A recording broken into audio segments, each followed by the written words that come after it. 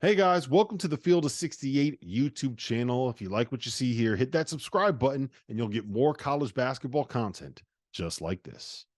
With Houston.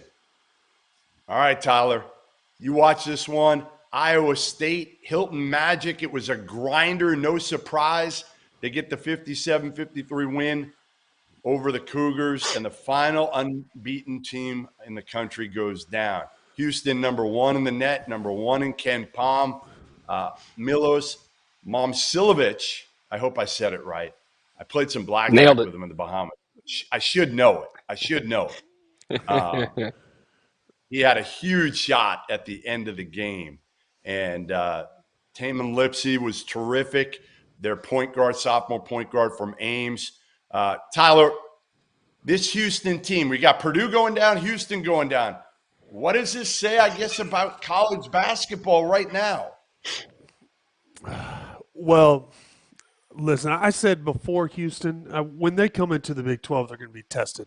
They're going to be tested more than they've been tested, recently. But to me, this game was ugly. I mean, both teams shot 38% from the field, but that was a big shot late in the game.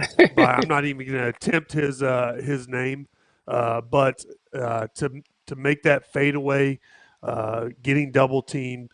That was Kobe-esque, and that was a big-time shot. But, it was a defensive battle, and we know that's what Houston does. They control the boards, play physical, and it was a good battle. But, like I said, I mean, I wasn't too sold on Houston. I knew when they went into the Big 12 that they're going to be tested, and tonight Iowa State got the best of them.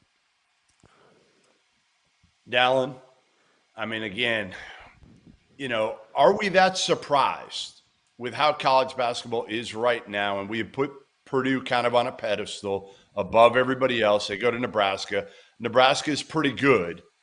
And then you see Houston that really hadn't been tested, and they go to Hilton, which is a very, very difficult place to play. Which one surprised you more? What surprised me the most is you just said star in relation to me and to Tyler, which is absolutely ridiculous, by the way. Nobody should ever describe our basketball careers with the same adjectives. Let's start there, Jeff. So now we've covered that base. Most importantly, 4-time All-American, 4-time nothing. So there you go.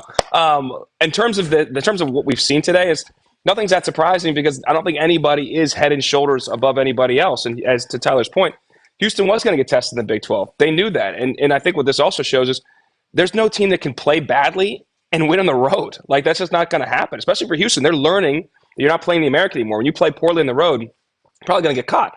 Outside of playing at Memphis in recent years and, maybe Cincinnati a couple years before that, you could play bad in the road in a lot of American Conference games and survive because they were just better. It's not the case here. So it was. They started out 14-0 in that game. They had 17 points off turnovers Iowa State had. They weren't scared of them. I think what actually helps Iowa State, they defend and they've caused turnovers, top 2 teams in the nation in terms of turnover rate. So it's not really a concern for for Iowa State to see Houston the first time.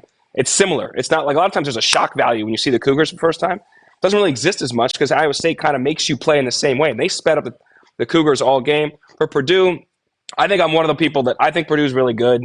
I don't think Purdue's world beaters. I don't think Purdue's going to win the national championship. I think it's going to be hard for them to go 6-6 in that regard. And today they just didn't defend very well. There were a lot of the Hornets made a lot of big shots, but going under on handoffs, just late on ball screens, just a little bit lackadaisical. And again, you can't do that on the road.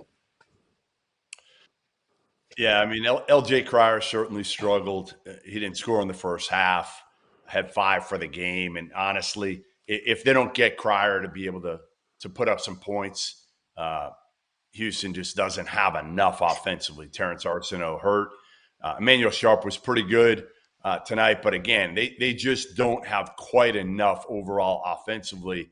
But again, a huge win for an Iowa State team that sorely needed it. Thank you for watching the Field of 68. If you've enjoyed what you've seen here, hit that like button, share this link with your friends, or check out the description for some other places that you can consume Field of 68 content.